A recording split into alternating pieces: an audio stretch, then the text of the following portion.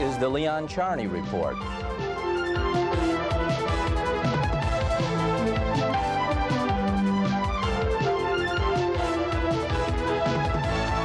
And now, here is your host, Leon Charney. Welcome to another Leon Charney Report, and we have with us Pat Cooper, who has been on the show many times. I found out it's a report today. Probably gives a report card. He's really up on things. We felt that the Middle East has been covered very strongly lately, and we're going to have Jonathan Rosen on, who's written a brilliant book called Adam's Eve, or Eve's Apple, and you want to stay tuned to listen to him. He's probably the greatest new literary figure on the Jewish scene in the country today. But meanwhile, we have the pleasure of having Pat Cooper, and he's going to tell us about really important events that have happened this couple of weeks since we saw him, namely Marv Alpert, Frank Gifford, and Dick Morris. What do these guys have in common? Stupidity. And I say that with tremendous love and respect. I don't like to put people down if they're in that kind of trouble. The Marv Alpert thing, I don't think is gonna be a big blockbuster, but it's gonna hurt him. All they got to do today is accuse you. I do. I believe that too. I was in an elevator. All right. Woman's there. I take my hat off. She goes, "You don't impress me." Did you just touch me? Did you just touch me now? I want to touch people who have money. You know you have liability. Do you know you have liability? I'm going to tell you something. This is harassment. What you just did now is harassment. I could turn around and say you don't like Italians. But you're richer than me. That's what's wrong. The word racism is being thrown around loosely, which is wrong. The Frank Gifford thing is wrong. First of all, you have children involved in here. Why are they jumping on this woman? And I'm not a fan of hers, nor am I a fan of his, but you know something? There's children involved here. Why should they have to turn around and see that? Frank Gifford, first of all, the biggest mistake he made, when he went down with $9,000 to the slave play, where these people were working for $10 a year, right. And he said, I'm going to pay us all if you got scared. Sweat factories. The sweat factories, thank right. you. What he should have done, goes to Kmart and said, let me tell you something. You'll never have my wife's name on your dresses no more. Never. How dare you insult my wife? How dare you? But no, money. So what did he do? Here's 1,000, here's 300. And they forgot about it. You know, his hair looks like yours now. Well, I dyed my hair for you know. Well, he does too. No, but you know, dye my hair. No. Guy's colorblind. I asked him for brown, and I look like a rooster. Came out red. You look. What am I going to do? My mother's a Jackie redhead. Mason, you and Frank Gifford look like the same. Jackie Mason has a red face also, so that matches his hair. I have a different kind of. I have a little oily skin, a little brownish hair. But see, my mother was a redhead, and my mother has see what they say. I have a pigment. There's a pigment. So the guy who can't see that says, well, you have a pigment. I said, all I asked was for brown. Brown is brown. What do you give me a pigment? All my life, I never had a pigment. Now, all of a sudden, you put this in my hair. But you know something? Listen, where am I going with this show? Don't mean nothing. My looks don't mean nothing. You know what I'm trying to say? This is nice. It's a little educational. Gives you a little chance to smile. Wonderful. You know, people love to hear about Israel. You know, but once in a while, you got to back off. Talk about Georgia. Nobody's talking about Georgia. We want to relax a little bit. By the way, I flew to Florida last weekend, and on the plane with me in the first class was Marv Alpert. He was going down to do the Heat game. And I got to tell you, Pat, without joking around, I really felt sorry for him. I do also. Because no matter how he comes out of this thing, I think his career's hurt. Let me ask you a question. Why do we care what he did behind closed doors? That woman's accusing a man. First of all, there should be a law. You're two adults, okay? The minute he bites you on the neck, he gives you 15 bites. Scream then. Don't wait till the next Thursday. Right. Scream then. Right. All of a sudden, she's got to be a Looney Tune to walk a turtle across the avenue. I wouldn't walk my dog across the avenue. Tell the dog, you want to go? You go yourself. I ain't walking nobody. She's standing there with a turtle. So that's got to tell you, but again, it's going to hurt him. It's going to hurt him. I met him briefly. I found him to be a fine gentleman. I know his brothers. They seem to be nice people. To hurt this man, even if he bit you, what was that passion? Horses bite horses. We don't say nothing. You know, they have a man. They get the mare all excited, and then the horse bites the thing on the neck. What's the difference? But you see, sex is the ruination of this country. All over the world, sex is wonderful. Violence playing. I love you, you love me, I love you. Over here, what do you mean by the way you're doing? Who's going with who? Who's going with who? Who cares? I mean, Frank. But you know, if he's convicted for sodomy, it's life. He ain't getting no life, and he ain't going to get that. I promise you, this man ain't going to get convicted. This is asinine. Asinine. Sodomy. We never heard of those words. We heard of love. Bang, boom, bop. That was it. Now they got fancy words. So you go to jail with a fancier word? I'll tell you what he needs now, a good dentist. No, yeah, probably. Yeah. But you see, if she has the teeth marks, this could be a problem. Right. But I don't think they're going to put him away for life. First, he don't deserve that. No, it's crazy. What is that nonsense? Go away for life. There's a guy who's turning around murdering 19 people. They turn around, they write a book, and he does this like they do his life story. He's out in 3 days. I don't understand that. What's wrong with our society? You have these two kids that just killed that dead man in the park. Now lawyers are going to fight each other. Who's right? He did it. You did it. She did it. When a guy's laying in the water, he's dead. When do we turn around and say, you both were there at sick? No, that's too much common sense. Because when you tell a lawyer, counselor, I did it. He goes, nah, you didn't do it. I did it. Nah, you didn't do it. Hey, I did it. I want to throw myself in a mercy to court. He says, no. Next thing I know, I'm strapped in an electric chair. Why don't the lawyer listen to what I say? But that's a very important point. I had Dershowitz on, Alan Dershowitz. Very bright man, but he should never go on television. Right. Never. He looks worse than you. No, it's not that. The man doesn't come off. He comes off better on radio because you have to look at him. So you come off nice. You have a certain quality. You have that Fred Astaire movement in your head. I don't know what it is. It's nice. You bounce, you move, you go. And this is nice here in the 8th Avenue subway. You've never been here before. But it's wonderful. He's not the kind of guy for TV. Same with Cochran. They're not for TV when they sit down trying to educate you. That's not it. You need a person who has a flair, like you. You have a nice personality. When things go bad, you go right back to Israel. You take no chances. Right away, you say the Golan Heights, the Golan Heights, the Golan Heights. What happened to Prospect Heights? You never talk about Prospect Heights. This is America. It's Golan Heights, the Golan Heights, the Golan Heights. Who the hell cares? So what do you think of Har Homa? I don't know. I hear it's a hell of a dance. Har Homa is the hill that they're trying to build on now, the Israelis. Well, yeah. Well, now they say that if you sell land to the Arabs, they're going to shoot you. I mean, whatever. That's bad. What are they, stupid? Is this man Arafat stupid? And I don't know much about the political situation. It's a possibility. First of all, the name Netanyahu should not be leading the Jewish people. It should be a Schwartz and a Abramowitz. Netanyahu sounds like an Arab. He may be a spy for the Arabs. His name was Nathanson. Was it Nathanson? Yeah, of course. What do you make Netanyahu for? Because Ben-Gurion said that every Jewish leader had to take a Hebraic name. Oh, I didn't know. See, I learned something here. Don't believe me, by the way. No? Is that not true? Well, I'm sure it wasn't. It was not Netanyahu. Maybe Jonathan, you know his name? Netanyahu. I don't remember his name, but it was not Netanyahu. But he's a nice, charismatic kind of a guy, good-looking guy, and then he sits down to talk and have problems. See, we got to sit down and talk. This has got to end. It's got to end. I said it, I think, the last time I was on the show. Let's solve the problem. Israel here, Arabs here. Let's give Israel Utah. Bring them over here. So listen, you Jews want to be happy? You're our ally. Get over here. They can cooperate with the Mormon Temple. Give the Arabs Israeli and the hell with it. Oh, give Georgia. Not happening in Georgia. In Utah, they can cooperate with the Mormon Temple. Not only this, I'll give you one better. Did you know the Jewish culture? I'm going to tell you about your own culture. Do you know they grow tomatoes? They grow tomatoes in Israel without water and without dirt, only water. Right. You know what it is for me to go to Italy, see them shoveling that dirt? You know how embarrassing this is? They sing all on me, and they wait for the tomatoes to come out 7 years from now. You go to Israel, the tomatoes come out just water. That's insulting to my culture. We got to find out the Italian stuff. Now we put in the dirt. We don't care. We put the seed. We take our time when they got to bring the rain down. What time you're starving? Meanwhile, the Israelis eat tomatoes. And watermelons, too. Watermelons. But it's a marvelous thing. See, why are we afraid to learn from another culture? Why are we afraid of that? Why not learn? Why can't I learn from you? Why can't you teach me something rather than say, well, you know, you Jewish people or you Italian people? That's terrible. I want to learn. All right, let's talk about an easier topic. Bill Clinton.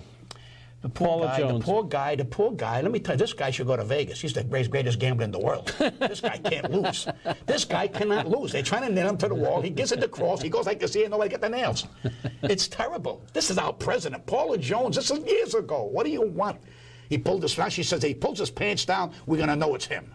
Maybe turn around, he got plastic surgery in certain areas to become a girl. Now what are you going to do? You understand? Now what are you doing? First of all, she tipped her mitt. The lawyer said, shut up. If there's a scar, wherever the scar is, keep your mouth shut. Now he knows we'll switch it around. And maybe a lot of people have the same mark. So what would that prove? This is the president of our country. The president. It's hard. You know, you've always talked about your classic upbringing. You were a bricklayer. You made it. You're very happy.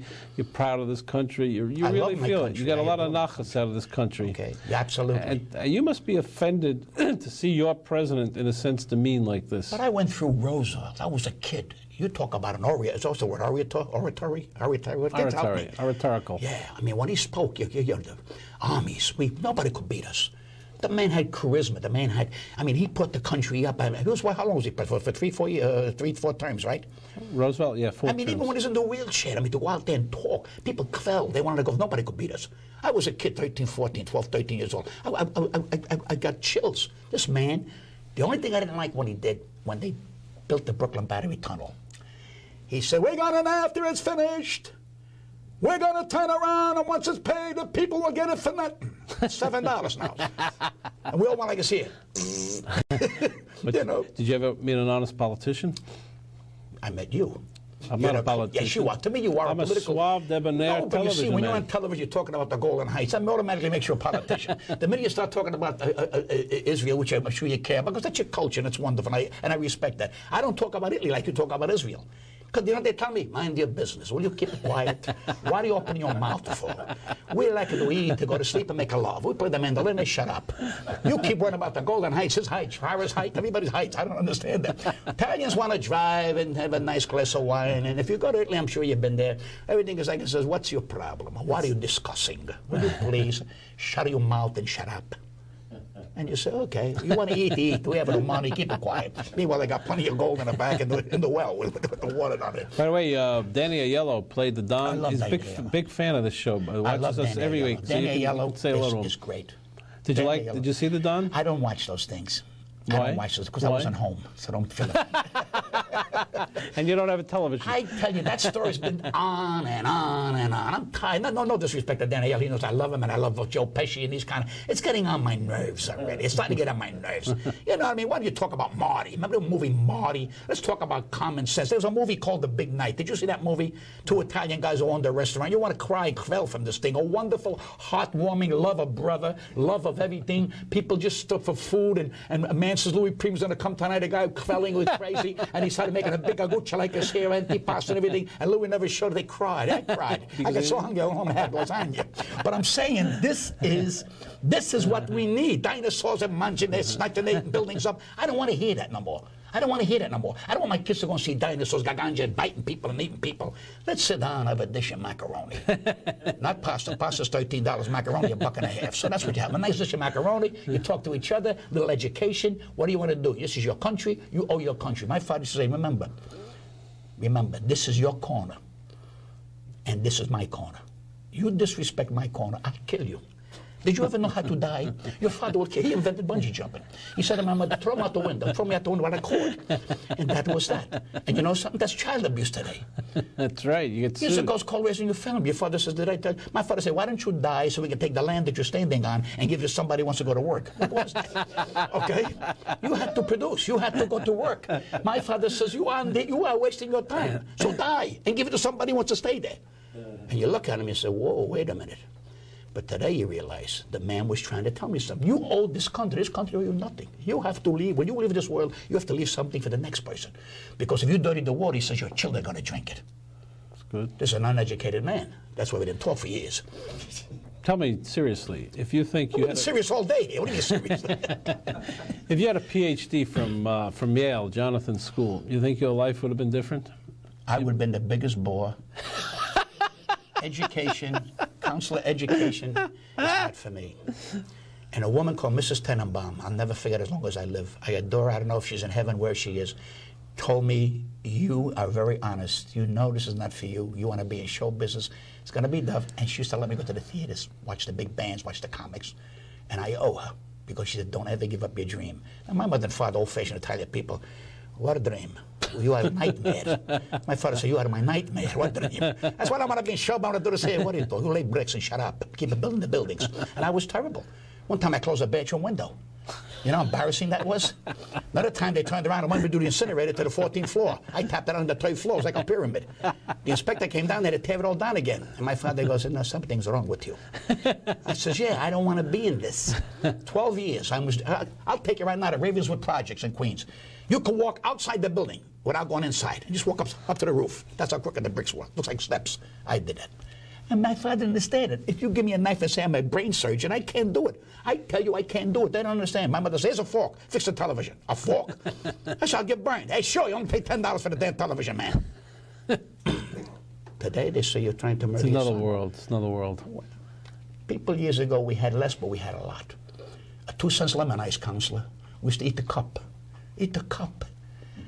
Charlotte Russe, you remember that? Forget, I'm on the lemon ice. You worry about your Charlotte Russe. That's Delancey Street. I'm still in the neighborhood of a lemon ice. Right away, you had upstage me with your Charlotte Russe.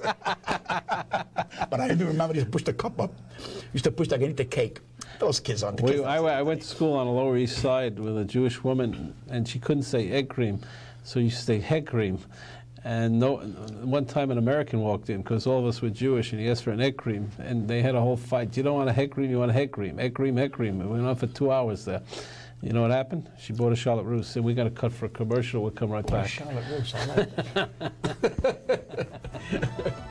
We're back. We're having a lot of fun with Pat Cooper, who's a terrific comedian, probably one of the best in America, and independent, which is nice to see. You can't buy Pat Cooper, only for dollars, that's all. Yeah, because I got to work. That's right. Hey, listen, and I say this with tremendous respect, I will not do anything for money. I will not. I have my character, my dignity. That's all I own. And that's what I try to tell people. That's all you own. You blow that, you might as well forget about it. You got $900 million. Don't mean nothing. You have no character, no dignity. But when you have that and you walk down the street, people say, got a big mouth, but you know something? He stands up. That's important. He'll never do. You know something? And I say this too. If I committed a murder or somebody committed, I would never squeal. I'd take the rap. You take the rap. A lot of guys who could use you. You know that? Yeah, I know that. But you know what's happening today? It's a disgrace. 2 people. One guy does the shooting. The guy that didn't do the shooting gets the electric chair in Texas. The other guy gets 25 years. There's something wrong with our society. What do you think of this Timothy McVeigh case? If he didn't do it, then O.J. did it. I don't know what. I don't understand. I don't understand it. If this guy walks, there's something wrong. They got this guy nailed. I mean, I'm reading everything about it. They got him nailed. And he sits there and he's like very, he's innocent. But are you sure that, I mean, and I'm not saying he didn't do it, but aren't we, don't we prejudge people? I'm not prejudging him. He did it. No, if a man's indicted. I'm going to say it one more time. I'm not prejudging him. He did it. All right. I think O.J. did it. That's not prejudging. He did it. That's my guess. Not prejudging. Right. So they let him free. So look at me. You went on a big O.J. show. I saw you there with Charles Grodin. You got this psychiatrist very upset. Well, no, she wasn't upset. She wanted to sell her book. Right. Now, if I would have come up there with a salami, they would have thrown me out of the place. You understand? She wanted to sell her book, and I says, fine. I backed off. But then she started to get in. I had to interrupt her because Charles kept looking at me, and I don't know if he wanted me to interrupt, but, sometimes people say, well, you don't give people a chance to talk. I said, because they ain't talking. So they ain't talking. We're staying like a bunch of loxers. I talk. So best of they would say, shut up. What's his name? That guy from the Bill Maher. Yeah. When he was over here, Comedy Central. Politically incorrect. Yeah, politically incorrect, right? I was on once, okay? Brilliant. Not good, brilliant. He said, you ought to come out of your shell. I said, let me tell you something, Sonny. I said, this Pinky is funny than you. Pinky, you hear me? So be thankful. Don't you ever tell me come out. I happen to say things that are right and that are right. And when I'm wrong, I say, I'm sorry, I'm wrong, I made a mistake. I'm looking to learn. You guys think you can give information to people. I'm learning from you. And I do that. I say, I'm learning from this man. I'm not saying, look what I just told Leon Charney. I mean, I said something. No, I'm learning, and I'll always learn. And when you always learn, you're humble, and you show people you care, and you think about people's plight. That's important. The Israeli plight and the Arab plight, it's all our business. It's all our business. And they can stop it tomorrow. All the countries say, shut up and stop, and let's get this thing settled. No, you said this, he said that, I said this. By this time, we're going to get old. Your kids be fighting. This is a sin. Well, you know what's sad, Pat? Memorial Day. How many people think about memorializing? It's a 3-day holiday. That's right. What about my Gumbada? What about Columbus? They have a sale. It's Columbus Day. It's a sale. There's a man, he passed Puerto Rico. He could have stopped there and did the Lambamba. He didn't. He come here and discovered America. They had a sale. It's Columbus Day. Why? The Italians go, it's Columbus Day. Why? When was he born? The 12th. Why are we celebrating the 7th, the 4th, the 3rd, the 9th, the 8th, the 6th, the 5th? When was this man born? The 12th. We celebrated the 12th. Martin Luther King. Whether it's a Tuesday, Thursday, Friday. And everything's closed because he had a dream. I had a nightmare. But look how what does it tell you about our culture, though? The culture is going. Because home, it's got to start home. And not to be afraid to tell your kids, keep quiet. You don't go out. You understand? You're not going out. I'll leave you in, I'll climb on you, but you're not going out. Because it's not the time for you. It's 9 o'clock at night. You're supposed to be studying. You're supposed to be in bed. And I'm telling you, you're not getting out of here. One of us is going to die, me or you. Because my father says at 6 o'clock, I want you home. A lot of neck move, my father. You never served him soup. It's all over the place. And he meant 6 o'clock. And if you came after, he goes, well, what was your excuse? I want to hear what you have to say that you were there. What, can't you come at 6 o'clock? Can't you say, let me run because my father's going to kill me now. I have to go to electric chair for you. Why? And I said, well, I got stuck. What do you mean you got stuck? The train. Can't you take an early train? And I'm going, I don't know the answer. He says, he's right. No, you know what? You want to be with your friends. They can help you. Meanwhile, their mothers are saying the same thing about me. Don't go out with the party, he's a crazy. So that's what was happening. We're all accusing each other, saying we're from each other's kids. And what do? We're in the corner, got a stick ball, boom, hit the ball. We respected people, never say this and that, never names. We fought amongst ourselves. It was a wonderful, wonderful way to grow up because we created. There's no creation today. You made a toy. Again, not to get back to the Lemonites because you're going to start with the Charlottes again. I don't want to hear that, but I'm saying a toy is something. And I mean, oh my God. My father said, "Is a Santa Claus going to come?" My mother goes, "Of course, but we have no chimney. He's going to come from the closet." From the closet. So they dressed my father up as Santa Claus. And that night he goes, "Oh, hello. I'm a Santa Claus." I said, "You're not Santa Claus, you're my father." He says, "Shut up, I'm a Santa Claus. And if I'm a Mickey Mouse, you can say nothing." And that was it, because they never said they didn't. I'll give you one fast one, okay? Santa Claus going to bring me a bicycle. Santa Claus going to bring you a bicycle, Patty, because you're the good boy. Christmas morning, Santa Claus, red bike, what to God. I said, wow. I said, "See, Santa Claus, I love you because you was a good boy." Right after New Year's, I come home, my bike is missing. "Daddy, where's my bike?" He says, "Somebody stole your bike. I can't believe it that they stole your bike." When I was 18 years old, he told me he rented it. That's a true story. I love you, Leon. Thanks for having me on. Did your parents believe in psychiatry? No. They believe in a punch in your face. There was no discussing with your dad. If your father said it's no, it's no. Can I go out? No. Can I go to the moon? No. There was no, well, let's discuss it. No, there's no discussion. That was it.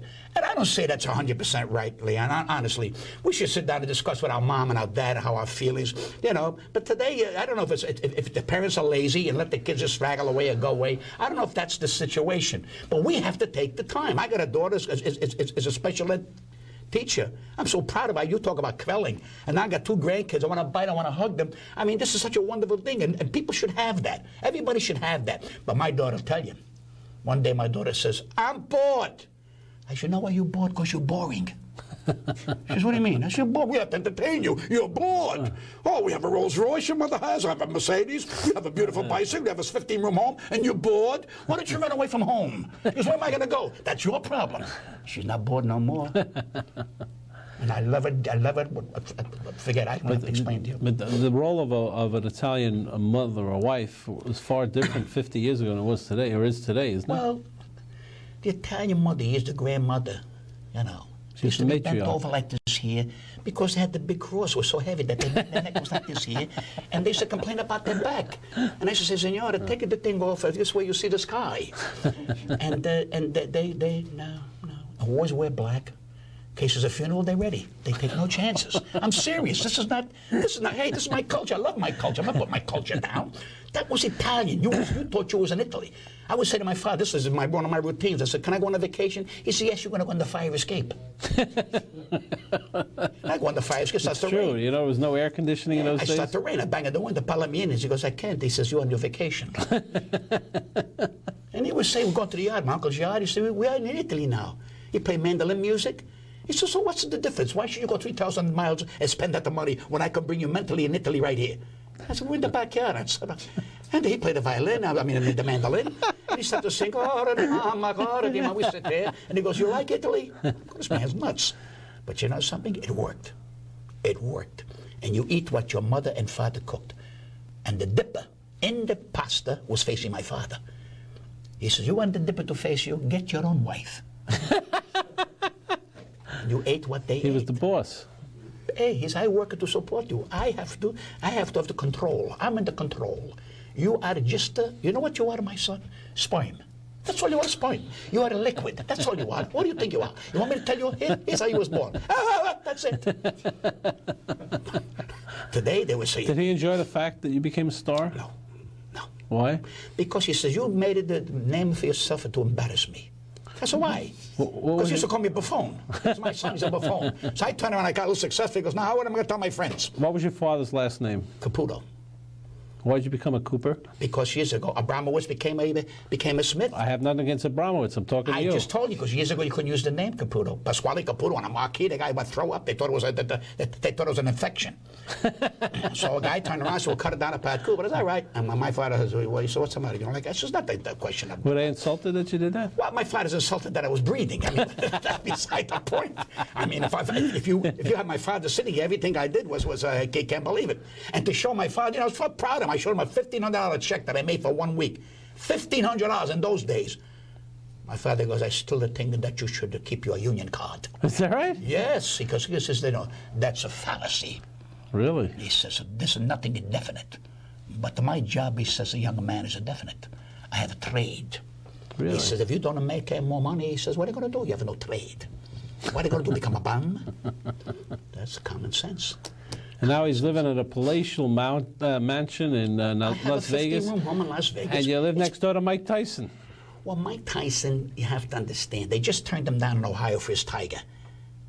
Is that right? Turned him down. Hey, he wanted to ship it from Nevada to Ohio. Didn't have to wait for 2 out of 3 votes. They said no. And first of all, what was in the paper? Lion tamer, #1 in the country, gets eaten up by tigers. How the hell? This guy doesn't know anything about tigers. He wants to go in there. See, when he had it, it was going meow, meow. Now it's going bleh. The man is a fool. You have children coming off the school buses, and let me tell you about airplanes going over. Sometimes the electricity from the airplane opens the gate. Happened to my zipper one time. One zip, zip like that. And I turned around and I said, what the hell is that all about? And they said, well, sometimes the thing from the plane makes the gate open, so your zipper went up and down. So this is what happens. I tried to explain to his lawyer. I said, no disrespect. The man's got a beautiful home. There's not a black and white thing who wants to hear about that nonsense. It's a racist thing. Leave me alone with that racist garbage. I'm sick of that nonsense. African American. I'm an American Italian. Me, American, my country. And I say this, and I say to people, that don't give me that. This is your country, for crying out loud. You're going to go over to Italy and fight? I ain't got no gondola, no place. Italy calls me, hey, come on, I want to fight. Fight what? This is my country. Are you a friendly neighbor with Tyson? No. You're not friendly? No. The man is a bully. And I've said this nationally, and I'll say it again. This man should have been the national idol of children. Is your wife home alone in Las Vegas now? My wife, but she's well protected. She's well protected. Nobody going to touch my wife. And then he's not that kind of a guy. But he's a bully who wants to show people masculinity. You know what I told him? Beat up Holyfield. Now you got masculinity. That's what you got to do. So there's your answer. Pat, we're out of time. Would you believe it? I don't know. The clock runs, you know. Thanks for having me. Great to see you. Always nice being here. Pleasure. Where are you working next? Oh, next? When's this going to be shown? This week. Good. All right. So I'm out of work. I'm going to Florida. I'm going to work the Show Palace outside of Tampa. Really? Yeah, Father's Day weekend. How's Atlantic City doing, by the way? It's open. It's doing well. Everything's doing well. All right. We'll come right back with Jonathan Rosen. Switch gears. And we're going into an intellectual atmosphere, and we'll talk about the new book by Jonathan. We'll be right back. We're back. We changed gears. We had the wonderful Pat Cooper with us, and now we're here with Jonathan Rosen. Jonathan Rosen is the cultural editor of The Forward, the English, Hebrew, Yiddish newspaper. It used to be Yiddish, and now it's in English. Do you still have it in Yiddish too, Jonathan? We have it in Yiddish. We just started it in Russian. Is that right? And Jonathan's written a first novel called Eve's Apple, which has gotten phenomenal reviews. I mean, they call him the new sort of Jewish literary conscience of the coming century, and everybody talks well about it. He's got unbelievable reviews, and I don't say that unless it's absolutely true and it's substantiated. First of all, Jonathan, welcome to the show. Thank you. It's a fascinating topic. You talk about food, women, sex, culture, Judaism. How'd you get that all into one book? Well, it wasn't easy, but it was a challenge to write it, actually. And I guess I wanted to write something about a contemporary disorder, a contemporary obsession, which is women and food. Right. But I also wanted to put it in a sort of mythic framework, which is why it's called Eve's Apple. I mean, the first sin in the Garden of Eden is an act of eating. Right. It's something ancient and archetypal, but it's also something incredibly contemporary. And it just was it was a fascinating situation for me to write about. Tell us a little bit about the story. The story is it's a love story, most of all. It's a story about a man who loves a woman who, when she was a teenager, almost starved herself to death. She came from a prosperous home, a prosperous Jewish family, but for whatever reason, the simple act of eating was complicated for her, difficult for her. And the man who's now living with this woman a year out of college begins to suspect that her illness may be returning. And in a sense, it's structured almost like a detective story. He wants to solve the mystery, not just of her disorder, but of who she really is. And it's partly about trying to know another person. I mean, it's not just about hunger for food. It's about the hunger to know everything you can about another person's. Well, what you've done here is you've created a novel out of the body. Yes, that's exactly right. That's the perfect way of retelling it. And not many people have done that. And they don't know how to attack that even, do they? And you told me, or I read something about that this came about because of some women that you met at Yale when you were studying up there? Well, I worked. I had to work in college, which I'm glad for, actually. But So did Pat Cooper, but he didn't go to college. One of my jobs was in the library, but one of my jobs was in the dining hall. And I served food and I cleaned up trays. And they closed the women's bathrooms during meal times. The rumor was that so many women went to throw up after eating.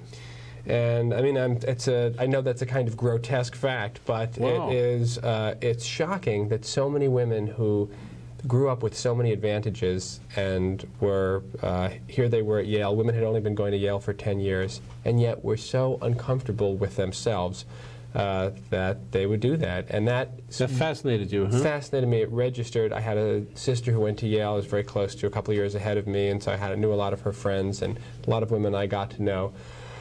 And I just thought, how can this be? In the same way that you wonder how in the middle of this incredibly prosperous culture can there be so much inner unhappiness. It's the flip side of our culture of prosperity, and that's what interested me a lot. And I thought it could fuel a novel. How did you bring it into Jewish culture? Well, it's an interesting question. I mean, I suppose at one level there is a biblical dimension. I mean, the creation itself in Genesis is the most mysterious thing you could possibly imagine. Right. God takes earth. You know, Adam's name is Adam. It means red. It's the redness of earth, and molds it into a man. I mean, nothing is more shocking than that. And I wanted the book to have that biblical component to it. I guess I also thought American Jews often view America as paradise. It's the promised land, and yet there is this mysterious serpent. What is this unhappiness? You told me you had Alan Dershowitz on the show. Why, just as we've conquered all of these obstacles to our prosperity, are we facing our greatest crises? You did the review for Dershowitz's book in the New York Times. Yeah. And you and I discussed it. We came up practically the same way, didn't we? That's right. Yeah. And basically, our audience is interested in this book, The Vanishing Jew, simply because I guess, you know, I had lunch today with a fellow. I was talking to him, and it's a mixed marriage. The wife is Jewish, and he's not Jewish. He goes to temple on the holidays. It's a typical Dershowitz story. Right. And according to Dershowitz, the assimilation that will take place with 20, 30 conservative families today means that Judaism, as we know it today, will be assimilated except for Haredi community and the Hasidic community. Right. So, you know, there's a point, I don't know if he's statistically correct or not. A lot of people wrote to us, they don't believe it, some do, some don't. But one thing he did do is he opened up dialogue, and that's probably very important. I agree. I think he framed the question well. I think he put his finger on a crisis that is real and that is going to be the great challenge. I'm not sure what his solutions are. I'm not sure he has solutions. I'm not sure he has to have solutions, but I think he does want to have it both ways. On the one hand, he predicts that American Jews are disappearing. On the other hand, by the end of the book, in a sense, he believes that American Jews are everywhere, and that it's to step into American culture for American Jews to enter American culture fully is somehow to enter themselves, to enter their own culture more fully. It's almost as if we don't need Judaism anymore in his eyes. He thinks liberal America already embodies the virtues of the Jewish ethical tradition, and so in a sense, the two cultures are so compatible that Judaism isn't required. But I think he is wrong about tribalism. You're not supposed to talk about tribalism. It's seen as a bad and divisive thing. But I think Jews should not be ashamed of their particularity. I mean, I work at a Jewish newspaper that was once for immigrants. 100 years ago, the foreword taught immigrants how to become Americans. And it did its job so well that, in a sense, Pat it Cooper's has father used to very, read very it. few readers. Well, that's impressive, since I gather he read him in Yiddish. He was an read it in immigrant. Yiddish. Right.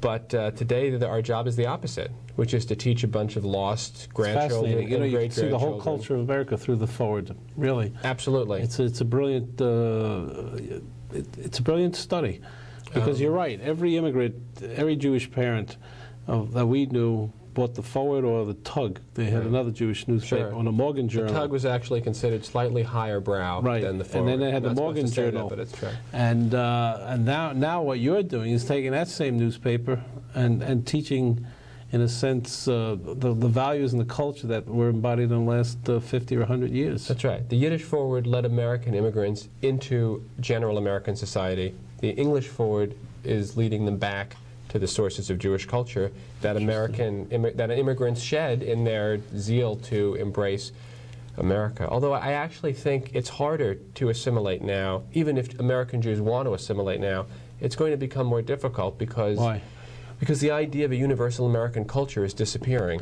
That's the point, by the way. Pat Cooper made this point. He made it in reference to a joke. But the real question is, in a pluralistic society, we're only 220 years old, the United States, is there enough of a value content to keep this country together? That's the real question. I mean, Pat was saying it in a funny way. The old people grew up, and this was the way you behaved, and this is what you did. But today it's a computer age. It's a technological age. Where are we as a culture? I think it's an interesting question. But I also think what I was thinking is slightly different, which is that there was a time where people had a shared sense of what it meant to be American. Right. Now, the multicultural society doesn't necessarily value that anymore, and people go to school to learn not how to shed their ethnic identity and take on this general American identity. They go to learn about their own ethnic particularity. They go to relearn difference. So what kind of place will the United States be in 50 years? I don't know. I think it's an interesting question.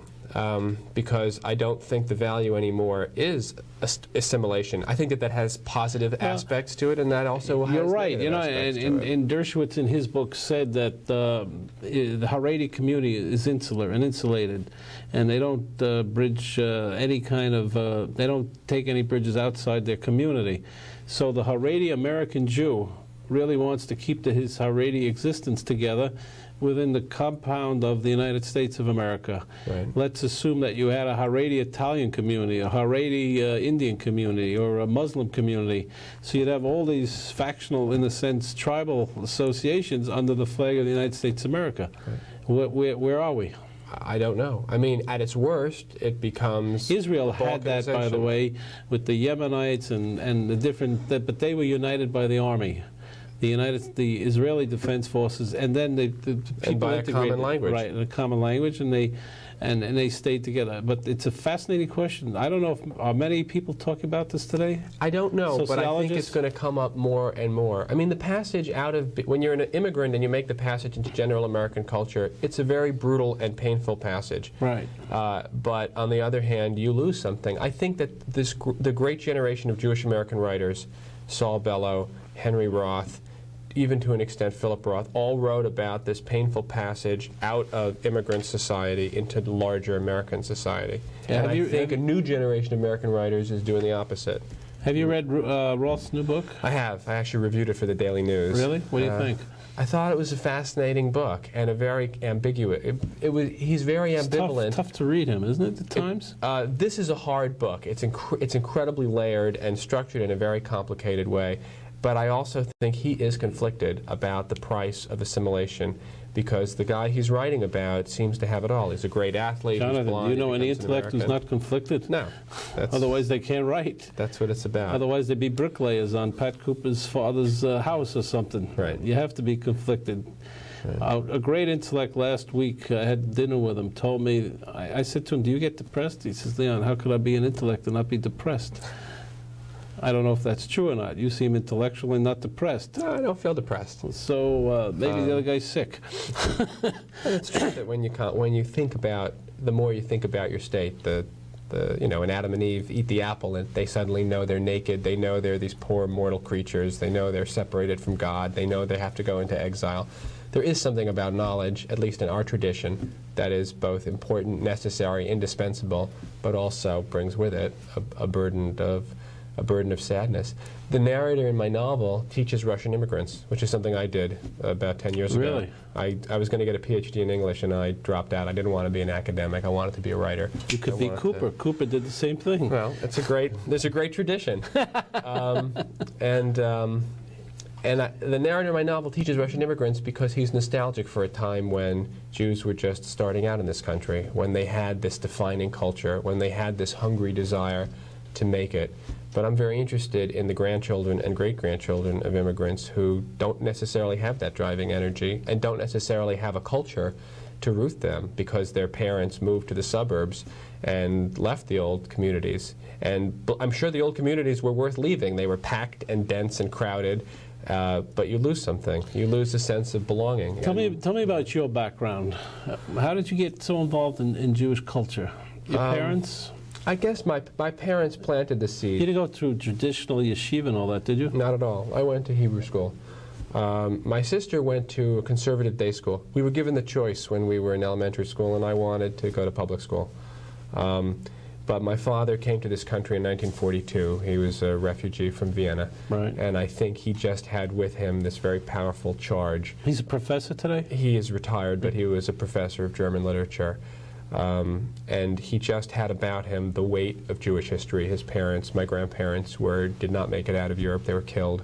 There was the sense that your life was precious and that that you were part of something, and there was an urgency to being Jewish. It was a true obligation. I'm named for my father's father who died. And my sister is named for my father's mother who died. And when, and so our names are their names. And is your mother professional also? She is. She's a writer, actually. Really? Yeah. What's her name? Norma Rosen. Same name as yours. It's funny, huh? How it happens. Could have been Rosuski. Could have been. Right. But and she writes novels? She writes. She's written some novels. Yeah. Really? Is she proud of your book?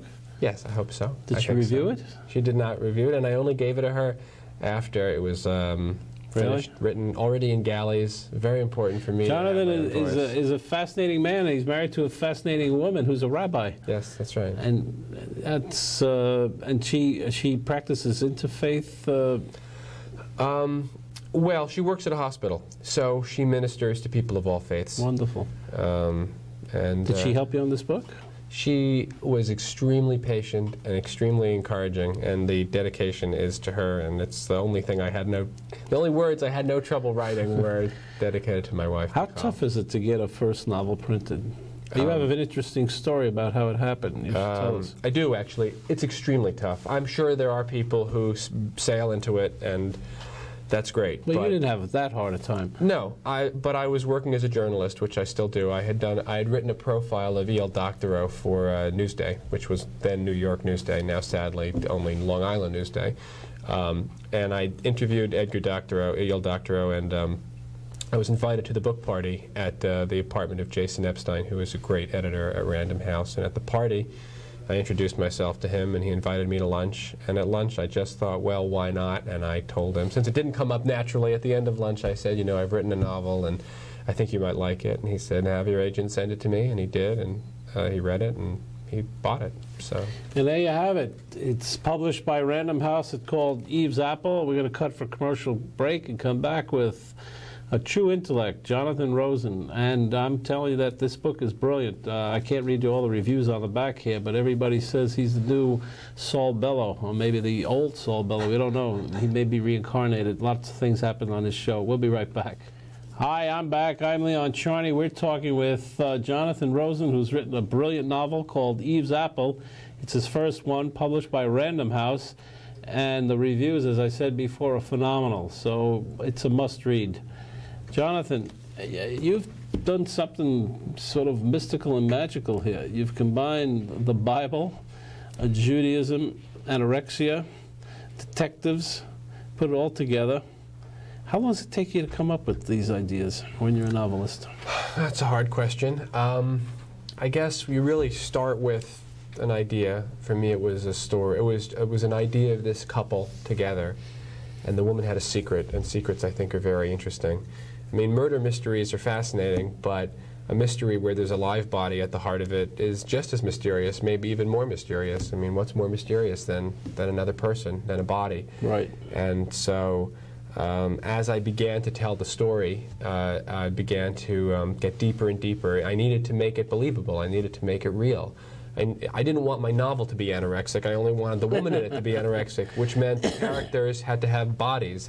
They had to be real, believable people with flesh and blood, and the more you enter into that situation, the more things follow from it. So it unfolded slowly. And how long did it take you? It took me a couple of years. Really? And I was working at the Forward also, which is a demanding but very exciting job, a good place to be when you're writing a novel. Abe Kahn, who was the editor of the Forward for 50 years, wrote several novels. One of them, The Rise of David Levinsky, truly a classic. So there was precedent, and everyone at the Forward was very excited for me. They gave me a leave, they gave me time away. It's a real cultural environment at the Forward, isn't it? You have a bunch of young, brilliant people like you running a newspaper. And everybody I talk to who comes around or near that place or involved in that place is an upbeat, and this is sort of a sense of mission that you really want to accomplish something. It's not just a rag paper, that's for sure. I think that's true. I think it's a very exciting place for that reason. A lot of people actually who have worked at the Forward are discovering their own connection to Jewishness, to American culture, connected to Jewish things through the paper. It's sort of a school for everybody, right. And that's been great. But you've written for Vanity Fair. You've written for that's right. Different pieces, basically on Jewish themes. Some on Jewish themes. I actually have a piece in the Times Book Review this Sunday about bird watching, which happens to be something I like to do. Bird watching. Yeah, although I connect it to the Bible because Adam's first job is to name the animals, and so there's some primitive, pleasure in knowing the names of all of these animals. But I have written for Vanity Fair and other places, and it's important for me not to feel that I live only inside of the Jewish community. I want to live in a larger world. My wife is a rabbi, but she works with Christian clergy as well. Her colleagues are priests and ministers. There's an imam, and I know it's sort of strengthened her own identification because she discovers the points she has in common with her colleagues, and I feel that same way for me journalistically. It means a lot to me that my book was published by Random House, a large sort of mainstream publisher, and that I can work out my own identity. That's the classic American story. By working out your own particular identity, you are more fully American because you become part of the larger whole, but you can only do it when you're exploring your story. I'm a child on one side of an immigrant, a child of the Holocaust on that side, on the other side a third or fourth generation American. All of that's part of the story I have to tell. I went to Yale where I encountered prosperous people who were mysteriously afflicted. But, and prosperity carries its own absolutely its own inner burden. Alexis de Tocqueville, when he was traveling around this country over 100 years ago, talked about the strange melancholy that afflicts prosperous society. And America has that. Outwardly, everyone talks about health clubs, everyone talks about health. But inwardly, people read endless memoirs about illness, or they watch the Oprah Winfrey Show or shows where people confess to terrible tales of abuse. There is a secret fascination with the opposite of what our country and our culture seems to represent, and I wanted to do both. I wanted to make that inner journey into the underside of American prosperity. Why, in the middle of all of this prosperity, are people literally starving? Not because they don't have enough on their table. Is it a lack of spirituality? I think in some level it is a disconnection from a containing culture that we once had. I'm not sure. There is no true answer, and I can't say that this woman's problem is ever solved. Would you say you're a spiritual person? Spiritual is one of those strange words. Most words are. Most words are. I suppose at some deep level, yes. My life, I feel connected to something larger than myself, and I feel that is a source of mystery, and it's one of the things that gives meaning. If you don't feel there is something larger than yourself, I think it's very hard to live to live a full life. In your literary frame, is there a big difference in the way men view their body versus women who view their own bodies, bodies? I think, yes, without question. I think also one of the things I felt is that women had only been going to Yale for 10 years. They were suddenly expected... I forgot that. Yeah. They were expected to be not only attractive, seductive, potential mothers and wives, but also great students. There was this new role, and I think, you can legislate equality. You can change the laws. You can't legislate morals. But you can't legislate psychology. You can't make people feel at home, right. In the same way that you can free people from, the Jewish shtetl, they all came here, but you carry around a history and a legacy and a way of looking at the world, and that takes a long time to change. You can't tell people how to behave, and I was very interested in that. And I think that's a difference. It's also even a physiological difference, since you ask about bodies. One of the things, my narrator does a lot of reading. He obsessively goes to the 42nd Street Library. Men, when they hit adolescence, just get bigger and stronger and larger, but not fatter. Women, when they hit adolescence, have all of these incredible changes. They have and if they keep eating and consuming all those calories, their bodies change and Do you think Weight Watchers be interested in your book? I hope so. I'll take any readers in any form. But I don't know, really. I even thought there was a Jewish, if I may just say that I thought there was a particular odd Jewish component to the obsession with the body and with food. Jews had no land for 2,000 years. We were in exile. And your land is your body as a state. It's the incorporated body of the Jews, Israel. And we lived without a body. We lived without a land. We were Luftmensch. We lived in our heads. And re-entering the state of Israel is to re-enter the land, is to re-enter a body. There are people who are ashamed of Israel the way certain adolescent women are ashamed of their bodies, because Israel takes up space in the world. It has aggressions. It has appetites. It's like a body. And I think we aren't used to having that yet. It's an interesting metaphor. It is a metaphor, and I know they sound like a wacky idea. You'll need a lot of prime ministers, a lot of presidents if each body is a state, Yeah, that's true. It's really wrapped in. In your opinion, who are the great Jewish literary figures today? For me, Saul Bellow is the great living writer. Have you ever met him? I have met him. I interviewed him for the Forward. It was a real thrill for me. I sat on a park bench in Chicago. Really? And about 5 years ago. How old is Bellow today? He's, I think, 82. Would you consider Herman Wouk in that league? I haven't really read Herman Wouk, and he's not one of the writers I think about, but that's only because I did not grow up reading him, thinking about him. I admire Henry Roth a great deal also. I think he was a truly great Jewish American Arthur writer. Miller? Arthur Miller's a wonderful playwright. But I guess for me it's novelists who I most admire. All right. Define for me Jewish culture, if you can. That is an impossible question. That's what this show's known for. Impossible questions. Right. And we used to wonder about it all the time at the Forward. What's a Jewish story? Right. What makes a story Jewish? And it's impossible to know. Jamaica Kincaid, who's a wonderful writer, a black writer from the West Indies, who's a convert to Judaism, once told me that all her work is about Judaism, even though she's never written overtly about her conversion.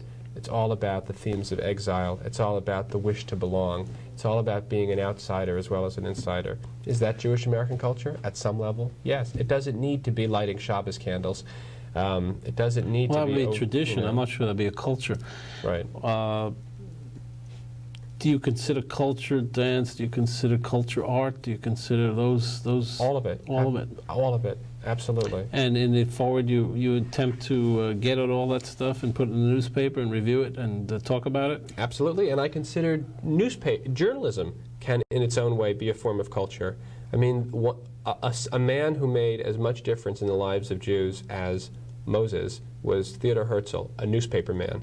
He was a journalist, and it's because he was out there in the world covering the Dreyfus affair. He saw what was going on, and he helped create the modern state of Israel. So therefore, it can come from any quarter. Therefore, the Leon Charney Report is a cultural addition to the culture of American Without question. society. Absolutely. Absolutely. So we made it, huh? Jonathan, I can't tell you how much I've enjoyed meeting you, and I can't tell our audience how exciting it is to meet a 34-year-old first-time novelist who I think is going to be a sensation. So you're going to remember his name, and it's Jonathan Rosen, and it's a must-read. You really have to read this book. Jonathan, one last question. I know you have to go, and we're out of time. Are there many people your age, contemporaries, who are interested in Jewish culture today? Yes, absolutely. I think they're all, a lot of them I know are part of that journey back. I think a lot of them are maybe surprised by their interest, but and it's not necessarily, they're not Orthodox or conservative, it's cultural Jews. So therefore, Alan Dershowitz's argument probably doesn't hold true, because these people will probably stay Jewish and their children will stay Jewish. I think it's impossible to know. I really think it's very hard to know. My wife works with interfaith couples, and one of the mysterious discoveries is that when people intermarry, they don't necessarily disappear. It often, they discover the person they marry, who they think is an interest, who they're marrying to escape Judaism, is interested in them precisely because they're Jewish. Jonathan, So, we're out of time. Everybody's going to read your book, and we want to have you back. My pleasure. We'll see you next week with another Leon Charney report, and as I say every week, we try to make them better, but they don't.